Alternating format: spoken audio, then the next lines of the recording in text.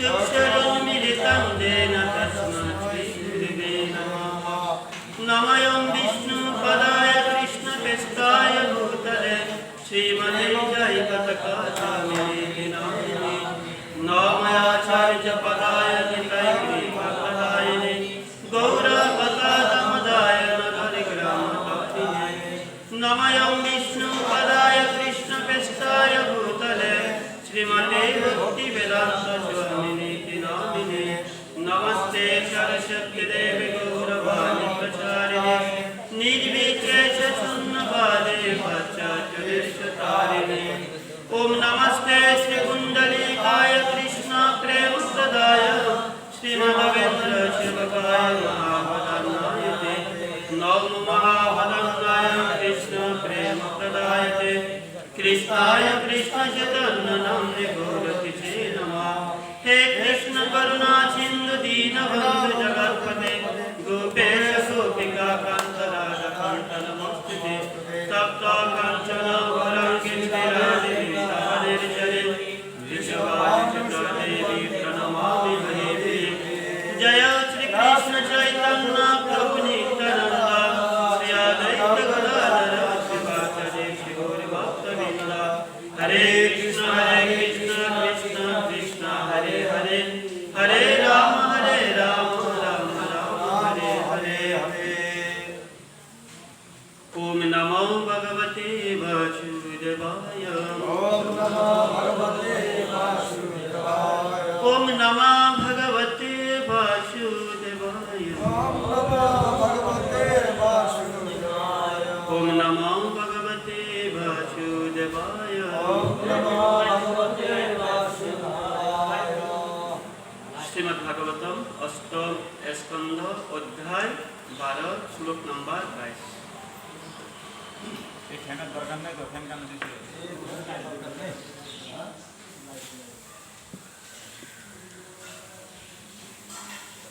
तं वीक्षदेव इति कन्धुलीलाय ईशात्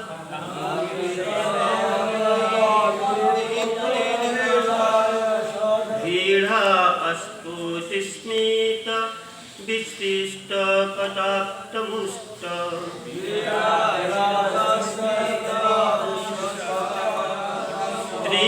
स्त्रियपेक्षानपति समीक्षान विहवल आत्मा नात्मानम् अन्तिके गुणं सवेद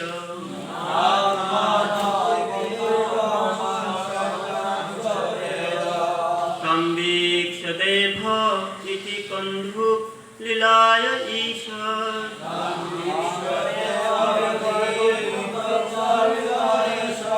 धीरा अस्पुष्ट स्मित विशिष्ट कटाक्षमुष्ट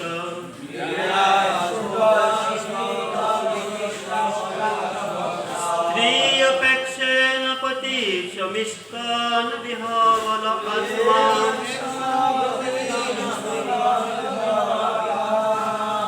नात्मानम् अन्तिके गुणं सगुणं सवेद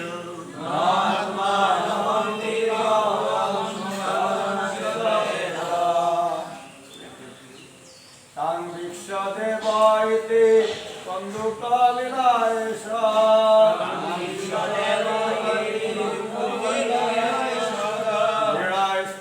स्फुट विशिष्ट कटाक्षमुष्ट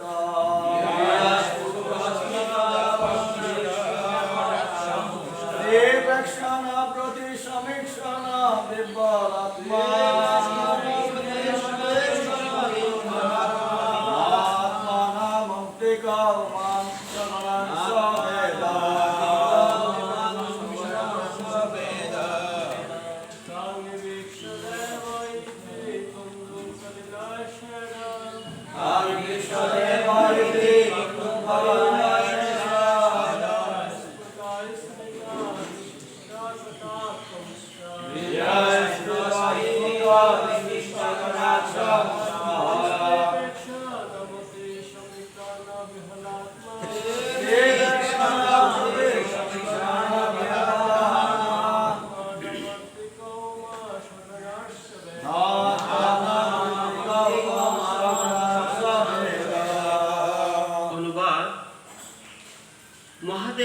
যখন সুন্দরী রমণীটিকে মহাদেব যখন সুন্দরী রমণীর দিকে কন্দুক নিয়ে খেলা করতে দেখেছিলেন, বন্দুক নিয়ে খেলা করতে দেখেছিলেন, তখন সেই রমণীও তখন সে রমণীয় তার প্রতি কখনো কখনো তার প্রতি কখনো কখনো দৃষ্টিপাত করেছিলেন দৃষ্টিপাত করেছিলেন এবং এবং লজ্জায় ঈশ্বর ঈশ্বর হেসেছিলেন। হেসেছিলেন।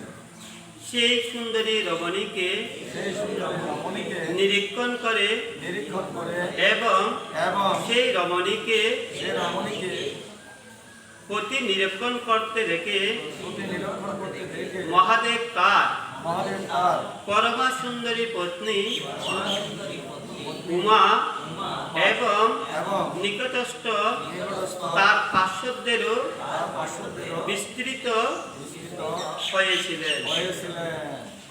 তাৎপর্য করেছেন আন্তর্জাতিক কৃষ্ণ ভবানন্দ সঙ্গীর প্রতিষ্ঠাতা আচার্য শ্রী ভক্তি বেদান্ত স্বামী প্রভুপাদ। জয় শ্রীল প্রভুপাদ কি।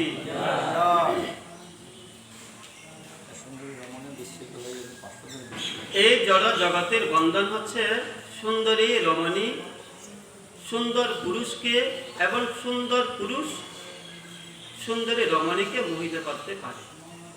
শিব যখন সেই সুন্দরী বালিকাটিকে বন্দুক নিয়ে খেলা করতে দেখেছিলেন, তখন তারও সেই অবস্থা হয়েছিল। এই প্রকার কার্যে কামদেবের প্রভাব অত্যন্ত প্রবল। উভয় পক্ষে তখন তাদের ভ্রু সঞ্চালন করে পরস্পরের প্রতি দৃষ্টিপাত করে, তখন তাদের কাম বাসনা বর্ধিত হতে থাকে।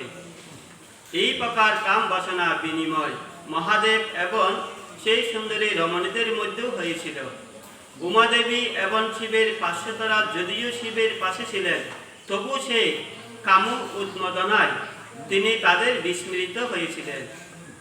এই জড়জগতে স্ত্রী এবং পুরুষের মধ্যে আকর্ষণ এতই প্রবল, মহাদেব এই প্রকার আকর্ষণের ঊর্ধ্বে থাকার কথা, কিন্তু তিনি ভগবানের মোহিনী শক্তির দ্বারা মোহিত হয়েছিলেন। কাম বাসনা আকর্ষণের প্রকৃতি বিশ্লেষণ করে ভগবান ঋষভদেব বলেছিলেন, পুংস স্ত্রিয় মিথুনী ভবান এথম বয়োমিতরিধায় গ্রন্থিম আহ অত গৃহে ক্ষেত্র সুতপ্রাপ্ত বীরৈ জনৈশ্য মোহ অয়ম অহম মমেতি। স্ত্রী ও পুরুষের পরস্পরের প্রতি আকর্ষণ জড় জাগতিক জীবনে বৃত্তি। এই ভ্রান্ত আসক্তি স্ত্রী পুরুষের পরস্পরের হৃদয় গ্রন্থি স্বরূপ এবং তার ফলে জীবের দেহ গৃহ সম্পত্তি সন্তান আত্মীয় স্বজন এবং ধন সম্পদ আদিতে আমি এবং আমার বুদ্ধিরূপ মোহ উৎপন্ন হয়। শ্রীমদ্ ভাগবতে পঞ্চম স্কন্ধে পঞ্চম অধ্যায়ে 8 নম্বর শ্লোকে বলা হয়েছে, যখন স্ত্রী এবং পুরুষের মধ্যে কামানুভূতির বিনিময় হয়, তখন তারা উভয়ই কামের দ্বারা পীড়িত হয় এবং তার ফলে তারা নানাভাবে এই জড়জগতে বদ্ধ হয়ে পড়ে। এখানে ছিল প্রপাত তাৎপর্য সমাপ্ত।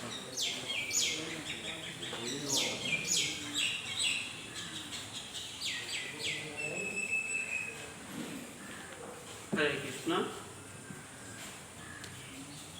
প্রাতকালীন শ্রীমদ্ ভাগবতমে আসরে উপস্থিত সমস্ত ভক্তদের শ্রীচরণে প্রণিপাত জ্ঞাপন করছি এবং সেই সাথে সকলের কাছে কৃপা প্রার্থনা করছি।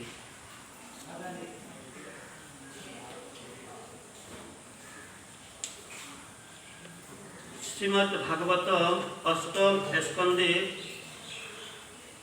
12 অধ্যায়ে যে মোহনী মূর্তি শিব বিমোহন,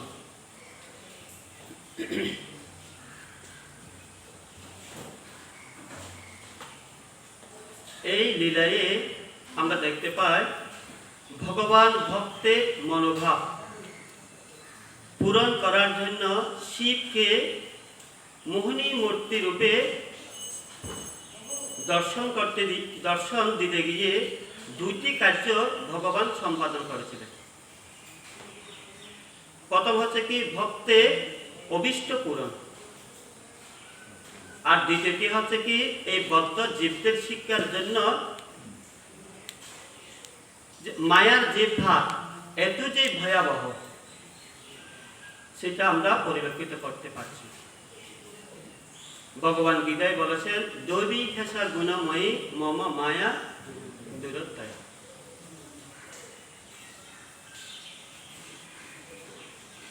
এই প্রসঙ্গে যে কামের যে প্রভাব, যে মায়ার দ্বারা সাধারণ জীব না, যেমন ভক্তদের মধ্যে এই প্রভাবটা প্রভাবিত হয়। তার একটি দৃষ্টান্ত, একবার দুজন ভক্ত তারা মন্দিরে যাচ্ছে। তো মন্দিরে যেতে গিয়ে একটি নদী পার হবে, আর সেই নদীতে পার হওয়ার জন্য একটি মেয়েও অবস্থান করছিলেন। মেয়েটি প্রভুদেরকে বললেন, প্রভু কৃপা করে যদি আমাকেও যদি এই নদীটি যদি পার করে দেন, তাহলে আমি আপনাদের কাছে চিরকৃতজ্ঞ থাকব। কিন্তু ওখানে দুজন ভক্তদের মধ্যে একজন খুব মোস্ট অফ দ্য সিনিয়র ছিল, আর একজন জুনিয়র ভক্ত ছিল। তো সিনিয়র ভক্তটি কি করছেন, উনি ওই মেয়েটিকে খাঁদে করে ওই নদী পার করে দিয়েছিলেন। স্বাভাবিকভাবে উনি নদী পার করে দিয়ে উনি মন্দিরে চলে গেছেন দুজনে। কিন্তু মনে মনে চিন্তা করছেন যে জুনিয়র ভক্তটি, আচ্ছা শাস্ত্রে বলা হয়েছে অথবা আমরা মহাজনদের থেকে শুনেছি, আর পাঁচের মধ্যে বিভিন্ন প্রভুরা বলে থাকেন যে নারী সঙ্গ না করতে, এমনকি স্পর্শ না করতে বলা হয়েছে। আর দেখছি এই প্রভুটা উনি কি করলেন, কাঁধে করে নদী পার করে দিল। তখন উনি মনে মনে ভাবছে, নিশ্চয় ওনার শরীরটা কিরকম। উনি এভাবে করে করে অনেক কিছু ভাবতেছে ওই মেয়েটির কথা। আর মন্দিরে গিয়ে যে জুনিয়র ভক্তটি প্রভুকে বলছেন, আচ্ছা প্রভু, আপনি যে ওই মেয়েটিকে নদী পার করে দিয়েছেন, এটা যদি কেউ জানতে পারে তখন কি হবে? তখন সিনিয়র ভক্তটি বলছেন, দেখো আমি যে ওই মেয়েটিকে নদী পার করে দিয়েছি, আমি সেখানেই কি করেছি, ওই কার্যটা সমাপ্ত করে দিয়েছি। সেটা তো আমি বহন করে আমি মন্দিরে নিয়ে আসি না। এই যে দেখেন মায়াটা কি রকম,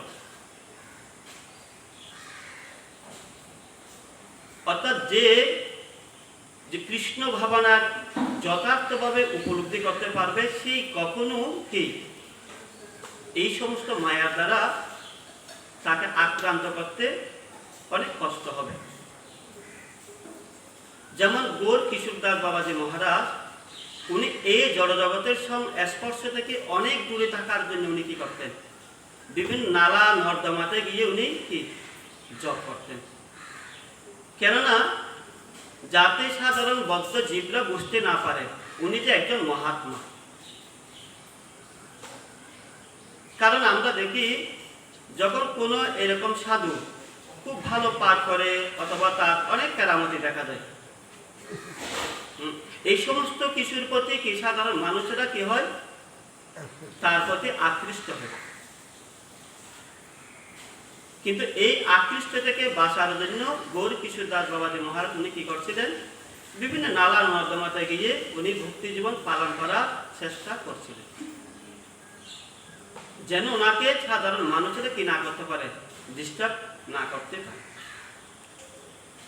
এই প্রসঙ্গে শ্রীমদ্ ভাগবতমে ভগবান ঋষভদেব তার পুত্রদেরকে শিক্ষা দিয়েছিলেন।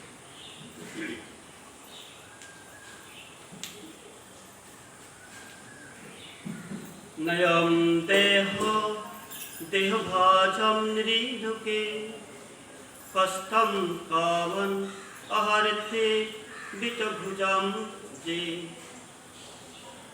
অর্থাৎ হে পুত্রগণ, এই জড়জগতে দেহধারী প্রাণীদের মধ্যে এই নরদেহ অত্যন্ত সুদুর্লভ। কারণ এই সুদুর্লভ এই জীবনটা পাওয়ার পর যদি আমরা যদি যথার্থভাবে যদি সদ্ব্যবহার না করি, ভগবান গীতায় বলেছে আব্রহ্ম ভুবনাথ লোকা পুনরা জন্ম ভুবনে। আমাকে কি করতে হবে? এই জন্ম মৃত্যুর সব করে কি করতে হবে? হাবুডুবু খেতে হবে, এমনকি স্বয়ং ব্রহ্মা পর্যন্ত। তো এই প্রসঙ্গে অর্জুন ভগবানকে জিজ্ঞেস করছিলেন, আচ্ছা হে প্রভু, তাহলে এই যে জীব ও জন্মগ্রহণ করবে আবার মৃত্যুবরণ করবে, তার এইভাবে কি তার সে কি আবর্তিত হতে থাকবে? এর উপায়টা কি? কিভাবে সে মুক্তি লাভ করতে পারে? মাম পেট্টীয় কুন্তীয় পুনর্জন্ম নবীকৃত। যদি সে কি করে? সর্বধর্মানাং পরিত্যাজ্য। উনি যদি সমস্ত কিছুকে ভগবান গোবিন্দের চরণে সর্বান্তকরণে উনি নিজেকে উৎসর্গ করতে পারেন, তাহলে তিনি কি এই মায়া এবং এই জড়জগতের বন্ধন থেকে মুক্ত হয়ে তিনি তার স্বীয় দামে প্রত্যাবর্তন করতে পারবেন। এটাই হচ্ছে কি মানব জীবনের সদ্ব্যবহার। এই কথাটি ভগবান ঋষভদেব তার পুত্রদেরকে বলতেছেন। বলছে এই রকম জীবন, যে ইন্দ্র তৃপ্তির জন্য এই রকম জীবন কুকুর এবং শুকুরেরও কি পেয়ে থাকে, কিন্তু এই ইন্দ্র তৃপ্তি কিন্তু মানুষদের জন্য না। এই মানুষের জন্য হচ্ছে কি ভগবানের সেবায় যুক্ত হয়ে ভগবান এবং গুরুকে সন্তুষ্ট করাটাই হচ্ছে কি এই জীবন। আমরা শাস্ত্রে আরো কি জানতে পারি, যখন ইন্দ্র উনি ওনার গুরুদেবের দ্বারা অভিশপ্ত হয়ে এই পৃথিবীতে একটি শুকুর রূপে জন্মগ্রহণ করেছিল, আর সেই ইন্দ্র এই শুকুরদের সাথে তার জীবন যে ইন্দ্র তৃপ্তি, তার ইন্দ্র মনে করছেন এটাই হচ্ছে সর্ব উৎকৃষ্ট জীবন। যখন ব্রহ্মা তাকে নিয়ে যেতে চেয়েছিলেন, তখন ইন্দ্র ব্রহ্মাকে বলছে, না, আমি স্বর্গে ফিরে যাব না। কেন? কারণ স্বর্গে এই ধরনের সুখ কি নেই। যদি আপনি যদি স্বর্গে যদি এইরকম শুকুরদের সাথে আমি যে ইন্দ্র তৃপ্তি করছি, যদি আপনি সেই ব্যবস্থা করে দিতে পারেন, তাহলে অবশ্যই আমি কি করবো? সেখানে যাব। নচেত আমি এখানে কি তাদেরকে নিয়ে সুখে দিনাতিপাত করবো। দেখেন স্বয়ং ইন্দ্র পর্যন্ত কি করেছেন? যে খামের দ্বারা তাড়িত হয়ে কি এই ইন্দ্র তৃপ্তি কি মনে করছেন সর্ব উৎকৃষ্ট। কিন্তু প্রকৃতপক্ষে সেটা আমাদের কি উচিত নয়। কিন্তু ভগবান ঋষভদেব তার প্রথম শ্লোকে দ্বিতীয় লাইনে বলেছেন, তাহলে কিভাবে এই ইন্দ্র তৃপ্তি বা এই জড়জগতের বন্ধন থেকে মুক্ত হওয়া যায়, সে কথা দ্বিতীয় লাইনে বলা হচ্ছে। তপোধিপম পুত্র পদেন সত্যম শুদ্ধে যস্মাৎ ব্রহ্ম শোকম তু অনন্তম। অর্থাৎ হে পুত্রগণ, ভগবৎ সেবা পর অপাকৃত তপস্যা করাই হচ্ছে কি জীবন। নচেত আমাদের এই জীবনটা কি হবে? বিনষ্ট হয়ে যাবে। যদি তপস্যার দ্বারা আমাদের কি হবে? আমাদের হৃদয় নির্মল হবে। আর এই নির্মল হৃদয় দিয়ে ভগবানের যে সেবার সুখ, এটা হচ্ছে কি অপাকৃত দিব্য আনন্দ লাভ করা যায়। আর এই অপাকৃত চিন্ময় যে আনন্দ, সেটা আমরা কিভাবে লাভ করতে পারি? ভগবানের সেবার দ্বারা আমাদের কি লাভ হয়। যদি আমরা ভগবানের সেবাটা কিভাবে করতে হবে?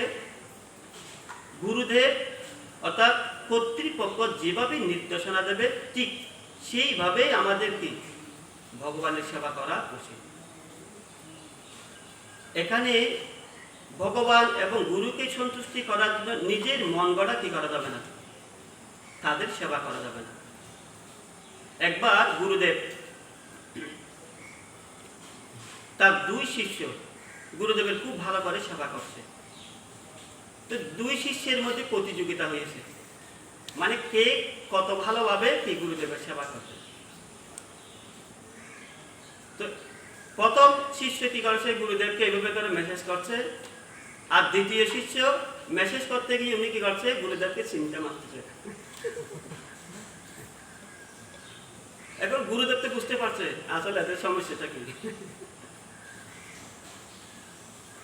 যদি আমরা কি করি যে আমার গুরু ভাইকে কি করার জন্য, নিকৃষ্ট করার জন্য যদি আমি কি করি, গুরুদেবকে যদি কষ্ট দিই, তাহলে সেটা কিন্তু কিনা, সেটা কিন্তু প্রকৃতপক্ষে যথার্থ কিনা সেবা না। তাহলে সেবাটা করতে হবে কি, গুরু ভাইদের মধ্যে এতটা মিল থাকতে হবে যেটা গুরু এবং কৃষ্ণকে সন্তুষ্টি করাই হচ্ছে আমাদের একমাত্রই উদ্দেশ্য। হ্যাঁ, যাতে গুরুদেব বুঝতে পারে যে আমার সমস্ত শিষ্যরা কি আমার সন্তুষ্টি বিধান করার জন্য এবং ভগবানকে সন্তুষ্টি বিধান করার জন্য এদের জীবন। যদি তাদের মধ্যে যদি প্রতিযোগিতা হয়, তাহলে সেই সেবা গুরুদেব কখনো কি করবে না, সেটা গ্রহণ করবে না। আমরা মহাভারতে আরো বেশি দেখতে পাই, যখন কর্ণ উনি অস্ত্র বিদ্যা শিক্ষার জন্য পরশুরামের কাছে গিয়েছিলেন। তিনি কর্ণ পরশুরামকে উনি নিজের কি, উনি কোন আশ্রমে সেটা কি করেছেন, লুকাইয়ে রেখেছেন। উনি সেটা না বলে উনি অন্য পরিচয় দিয়ে কি করেছেন, গুরুদেবের কাছে অস্ত্র শিক্ষার জন্য যে আমি ক্ষত্রিয়,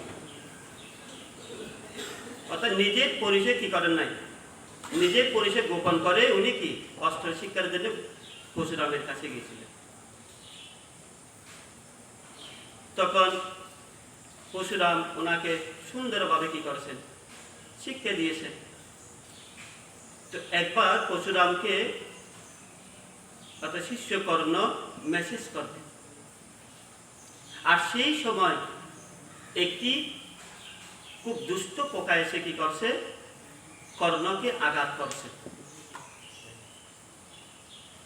কিন্তু কর্ণকে নীরবেই গুরুদেবের সেবা করে যাচ্ছে।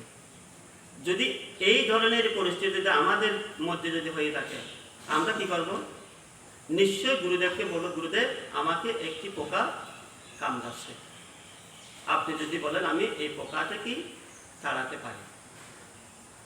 কিন্তু কর্ণ কি করেছেন, উনি সহ্য করবেন, কেননা কারণ উনি ছিলেন ক্ষত্রিয়। কারণ ক্ষত্রিয় কি করতে পারে, অনেক কষ্ট সহ্য করতে পারে, কিন্তু যেটা ব্রাহ্মণরা কি করতে পারে না, এই ধরনের কষ্ট সহ্য করতে পারে না। কিন্তু তাই গুরুদেব বুঝতে পারছেন উনি যে প্রকৃতপক্ষে কি একজন ক্ষত্রিয় ছিলেন, উনি ওনার রূপটা কি করেছেন, ওনার পরিচয়টা না দিয়ে আমাকে অন্য পরিচয় দিয়ে কি করেছেন, উনি আমার কাছ থেকে অস্ত্র বিদ্যা শিক্ষার জন্য আসছিলেন। তখন সেখানেই বলছেন পরশুরাম, দেখো তুমি আমার সাথে কপটতা করেছো, আর কপটতা করে যেহেতু তুমি আমার কাছ থেকে এই অস্ত্র বিদ্যা শিক্ষা নিয়েছো, সেহেতু তুমি তার এই বিদ্যার যথার্থ ফল কি লাভ করতে পারবে না। যখন তোমার চরম পর্যায়ে চরম পরিস্থিতি পড়বে, সেই সময় তুমি তোমার এই মন্ত্র কি ভুলেই যাবে। দেখেন গুরুদেব, এই জন্য আমাদের গুরুদেবের সাথে কখনো কি করা উচিত না, কপটতা ছলনা করে তার কাছ থেকে কখনো কি কোনো কিছু শিক্ষা নেওয়া উচিত না।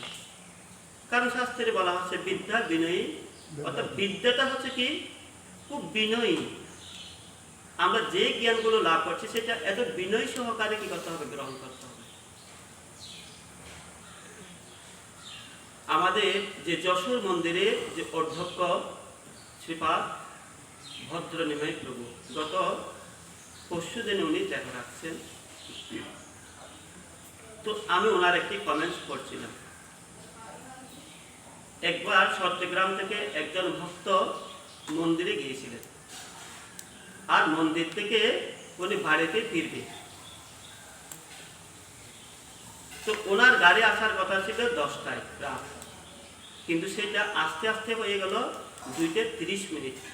এই 2টা 30 মিনিট পর্যন্ত রাত অবধি এই প্রেসিডেন্ট উনি গেড়েই কি করেছেন, একটি চেয়ার নিয়ে বসে আছেন, কবে গাড়ি আসবে দেখেন তো। বৈষ্ণব হচ্ছে এই ধরনের কথা হবে। আমরা তাদের কাছ থেকে কি নিতে পারি, তাদের আদর্শ এবং তাদের শিক্ষাগুলো নিতে পারি, তাহলে অবশ্যই আমাদের এই জন্মটা কি সার্থক হবে।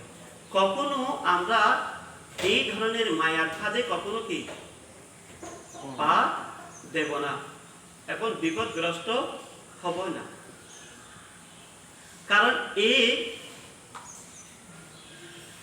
এই মানব জীবন, এই মানব জীবনটা দুইটি পথের কি সন্ধি স্তম্ভ। প্রথমটি হচ্ছে কি, আমরা যে এই জীবনটা পেয়েছি, জয় জয় শ্রী শ্রী গুরু গৌরাঙ্গ বাসুবান বিমলানি গৌর সুন্দর কি জয়। আমরা যে এই জীবনটা পেয়েছি, এই জীবনটি পাওয়ার পরে আমরা প্রথমে কি করতে পারি, মুক্তি পথ অবলম্বন করতে পারি, নতবা নরকের পথ অবলম্বন করতে পারি। সেটা আমরাই নির্ধারণ করব। আমাদেরকে গুরুবর্গরা শিক্ষা দিয়েছে যে শাস্ত্রের অনুশীলন মেনে চলাটাই হচ্ছে কি এই মনুষ্য জীবনের একমাত্র কি লক্ষ্য এবং উদ্দেশ্য। যদি আমরা যদি কি গুরুদেবের এই আজ্ঞাটা যদি পালন না করি, তাহলে আমরা নরকের দিকে কি করব, সেই পথ অবলম্বন করব। চৈতন্য চরিতামৃত গ্রন্থে মহাপ্রভু বলেছেন যে কিভাবে আমরা এই মায়ার দ্বারা আক্রান্ত হই। অসৎসঙ্গ ত্যাগ, এই বৈষ্ণব আশা, স্ত্রী সঙ্গী এক অসাধু কৃষ্ণ অভক্ত আশা। কারণ এই জড় জগতে এবং জড় প্রকৃতি গুণ থেকে মুক্ত হতে হলে আমাদের কি করতে হবে, অসৎসঙ্গ এবং অসাধু কি করতে হবে, ত্যাগ করতে হবে। অসাধু কিন্তু আবার দুই প্রকার। এক হচ্ছে কি স্ত্রী সঙ্গ করা, আর দ্বিতীয়টি হচ্ছে কি অভক্তের সঙ্গ করা। এই দুটিকে কি করতে হবে, ত্যাগ করতে হবে। আমি প্রথমেই বলেছিলাম, যখন যে সিনিয়র ভক্তটি উনি একটি মেয়েকে কি করেছেন, নদী পার করে দিয়েছিলেন। উনি পার করে দেওয়ার পরে উনি ওনার মন থেকে সেটা কি করেছেন, ডিলেট করেছেন। কিন্তু যিনি জুনিয়র ভক্ত ছিলেন সেটি কি করেছে, মন্দির অব্দি ওই চিন্তা ভাবনাতে কি করেছে, নিয়ে গেছে। কারণ চাণক্য পণ্ডিত বলেছেন, সমস্ত নারী জাতিদেরকে মার সাথে তুলনা করা হচ্ছে, আমরা তাদেরকে দর্শন করবো মার মতোই। কারণ এই জড়জগতে একটি সম্পর্ক আছে, সেটি হচ্ছে পুত্র এবং মার যে একটি সম্পর্ক। সেখানে কিন্তু কামার্থ কোনো ভাব কি পরিলক্ষিত আমরা করতে পারি না। একবার রামানুজাচার্যের এক শিষ্য, উনি মন্দিরে ভগবানের অর্চন করতে যাবেন। উনি ভগবানের অর্চন না করে কোনো প্রাণীকে কি করবে না, দর্শন করবে না। তো উনি সমস্ত উপকরণগুলো নিয়ে এভাবেই করে কি মন্দিরে যাচ্ছে। আর সদ্য বিবাহিত দম্পতি দুজনেই কি করছেন, তারা তাদের গন্তব্যস্থলে যাচ্ছেন। এখন যে রামানুজাচার্যের ওই শিষ্যটি এইভাবে করে মন্দিরে যাচ্ছে, আর ওই দুজনে কি করছে, তারা একজন একজনকে কি একজন একজনকে এভাবে করে তারা পথে চলতেছে। অর্থাৎ এই সদ্য বিবাহিত আমাদের শাস্ত্রে বলা হচ্ছে, যখন নতুন বিবাহ হয় তখন 10 দিন পর, অর্থাৎ যেটাকে বলা হয় 10 পাত্র, তখন মেয়ে কি করে বাপের বাড়িতে কি চলে যায়। কিন্তু ওই স্বামী তার স্ত্রীকে এক মুহূর্তের জন্য দর্শন না করে থাকতে পারে না। কিন্তু দেখেন স্ত্রীর প্রতি কতই কি এখন স্ত্রী বাপের বাড়িতে চলে যাবে, আর তাকে এগিয়ে দেওয়ার জন্য কি করেছে স্বামী পথ একটু একটু করে অতিক্রম করছে, স্ত্রী চলে যাচ্ছে, আর সেই স্বামী কি করছে উল্টাভাবে কি পিছন দিয়ে হাঁটতেছে, আর পিছন দিয়ে যেহেতু হাঁটতেছে সে দেখতে না পেরে ওই কি ব্রাহ্মণের সাথে রামানুজের ওই শিষ্যের সাথে কি ধাক্কা লেগে যায়, তখন তার সমস্ত উপকরণগুলো কি পড়ে যায়। তখন রামানুজের শিষ্য তাকে জিজ্ঞেস করলেন, আচ্ছা তুমি পিছন পিছন করে হাঁটছো কেন? তখন উনি সব বিস্তারিত বললেন যে আমার এই সদ্য বিবাহিত স্ত্রী, আমি ওনাকে না দেখে এক মুহূর্তে থাকতে পারি না, আমি ওনাকে এতই ভালোবাসি। ও তাই, আচ্ছা আমি যদি তোমাকে এর সেটা আরো একজন সুন্দরী নারীকে দিই, তুমি কি তাকে গ্রহণ করবে? উনি বলছেন হ্যাঁ অবশ্যই আমি তাকে বিয়ে করবো। আচ্ছা তাহলে তুমি কি করো, একটু অপেক্ষা করো, আমি ওই নারীটাকে কি করি সুন্দর করে সাজিয়ে নিই, অতক্ষণ অবধি তুমি এখানে অপেক্ষা করো। এখন রামানুজের ওই শিষ্য ভগবানকে অর্চন করে এত সুন্দর করে কি করছেন সাজিয়েছেন, আর ভগবান তাকে দর্শন দিয়েছেন শুধু এক পলক, যে এক পলকে দর্শনে শিব কি করেছেন বিমোহিত হয়েছেন। ঠিক এই ভগবানের অপরূপ দর্শনে ওই ভদ্রলোকটি কি তার প্রতি ধাবিত হয়েছে যে আমি তাকে চাই। আচ্ছা যদি তুমি তাকে পেতে চাও তাহলে কিছু নিয়ম কি করতে হবে, পালন করতে হবে। কি নিয়ম? যেটা প্রভুপাদ আমাদেরকে বলেন যে আমার এই ইসকন সোসাইটি এটাতে আসতে হলে তাকে প্রথমে 60টি নিয়ম পালন করতে হবে। তুমি কি পারবে? হ্যাঁ অবশ্যই পারবো।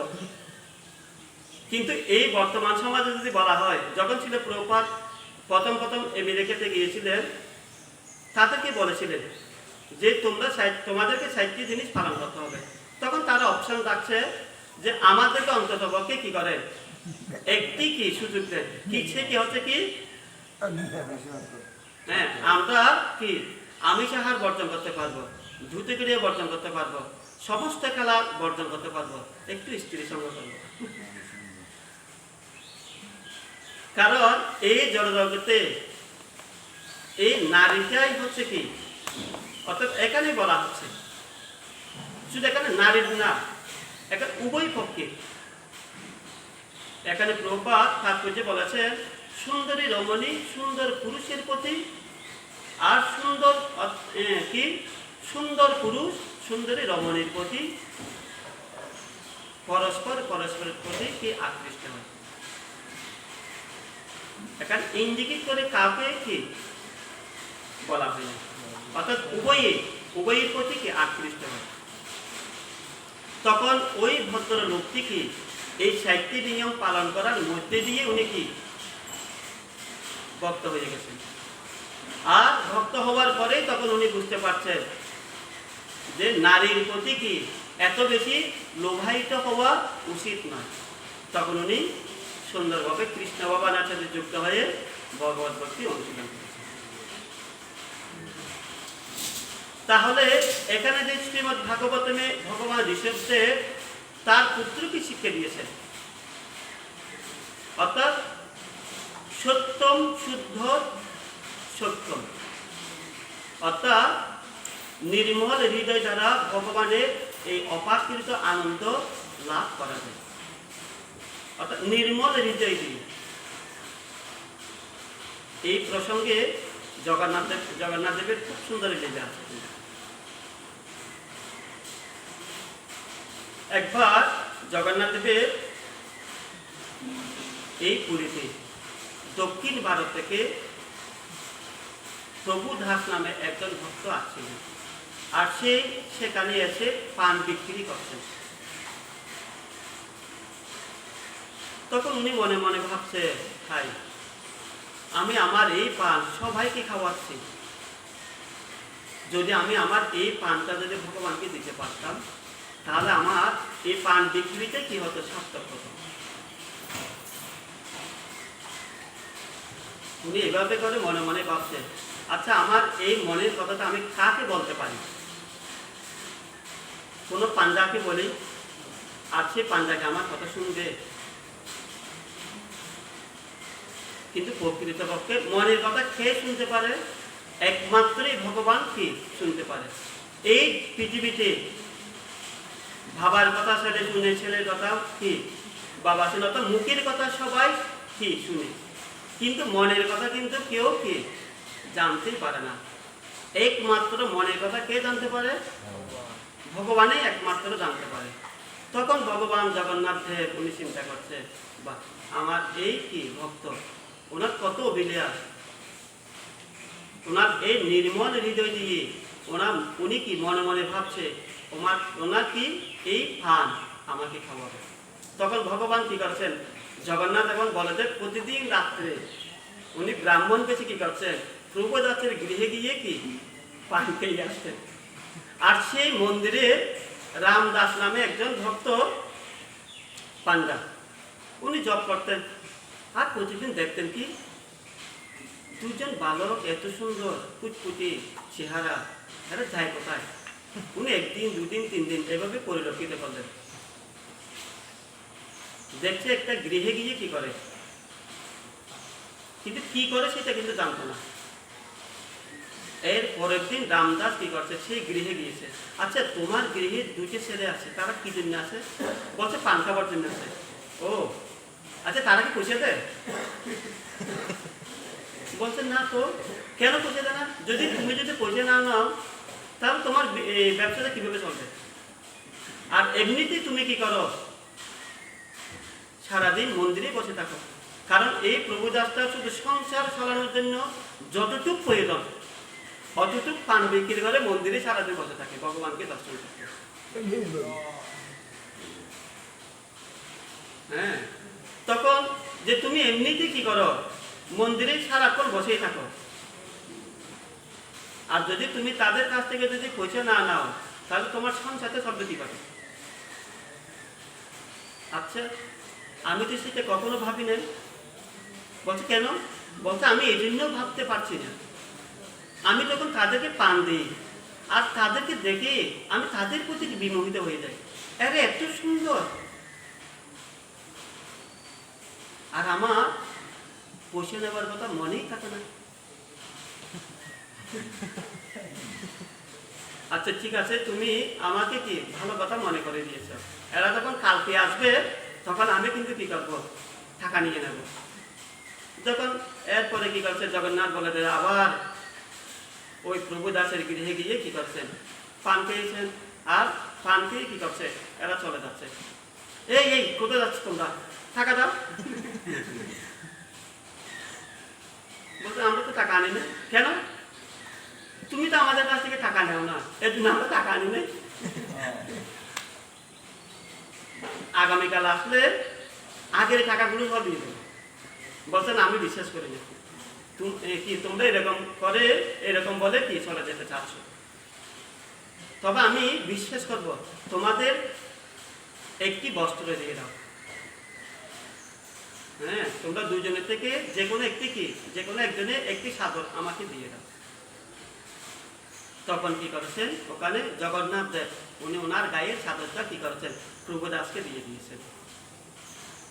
হ্যাঁ, অর্থাৎ পরের দিন আসলে টাকা দেবে, তখন চাদরটা কে ফেরত দেবে। আর ওদিকে পুরীতে পূজার পান্ডারা কি করছে, ভগবানকে শয়ন দিয়েছেন। হ্যাঁ, শয়নার্থী ওনার যে একটি ড্রেস, মঙ্গল আরতির সময় গিয়ে দেখছেন ওখানে জগন্নাথ দেবের তীরে একটি চাদর নেই। আর পান্ডারা চিন্তা করছেন এমন কেসু যে এখানে এত শুধুমাত্র ভগবানের চাদরটা নিয়ে গেল, এত মনে মানিক্য আছে এগুলো নিল না, একটি সাধারণ চাদরটা নিয়ে গেল। সত্যি কে? তখন এইভাবে করে ওই প্রভু কি রামদাস উনি এর পরের দিন আবার কি করেছেন, ওই প্রভুদাসের গৃহে গিয়েছেন। আচ্ছা তারা কি আসছিল? বলছে হ্যাঁ আসছিল। তো তারা কি টাকা দিয়েছে? বলছে না টাকা দেয় নাই। আমি কি করছি, তাদের কাছ থেকে একটি চাদর নিয়ে ফেলছি। বলতে দেখি দেখি চাদরটা, এই চাদরটা দেখে তো এটা তো জগন্নাথ দেবের। তখন সব স্থলিতভাবে কি করেছেন রামদাস, বলরাম দাস উনি কি করেছেন পাঞ্জাবকে সব স্থলিতভাবে কথাগুলো বললেন। তখন তারা চিন্তা করছেন নিশ্চয় জগন্নাথ দেবের কি হয়েছে, পান খাওয়ার ইচ্ছা হয়েছে, না হলে কিন্তু কি ভগবান এইভাবে করে কেন ও নির্গৃহে গিয়ে পান খাবে। তাহলে দেখেন যদি আমরা যদি কি করি খুব হৃদয়, আমাদের হৃদয়টা হতে হবে কিরকম নির্মল, তাহলে এই নির্মল হৃদয় দিয়ে কি ভগবান আমাদের কি মনের কথা জানতে পারবে। তো সুতরাং আমাদের উচিত হচ্ছে কি আমরা যেহেতু এই ভক্তি জীবন পালন করছি, যেহেতু শিরপ্রভাত এবং গুরুবর্গরা বলতে আমাদের এই জীবনটা একদম হতে হবে কি সাদা মাথা, খুব সহজ সরলভাবে কি জীবন অতিবাহিত করতে হবে। তাহলে আমরা আমাদের যে গন্তব্যস্থল আমরা সেখানে কি করতে পারবো, পৌঁছতে পারবো। কোনো কপটতা কোনো ছলনা দিয়ে কখনো ভগবত ভক্তি কি করা যাবে না, অনুশীলন করা যাবে না। তাহলে এই মানব জীবনের উদ্দেশ্য হচ্ছে কি খুব সুন্দর মন নিয়ে কি করা, ভগবানের সেবায় নিজেকে কি করা, যুক্ত করা। তাহলে আমাদের এই মনুষ্য জন্ম কি হবে, যথার্থভাবে সার্থক হবে। তাহলেই আমরা কি করতে পারবো, এই মায়া থেকে মুক্ত হয়ে ভগবানের কাছে ফিরে যেতে পারবো। হরে কৃষ্ণ কৃষ্ণ কৃষ্ণ কৃষ্ণ হরে হরে, হরে রাম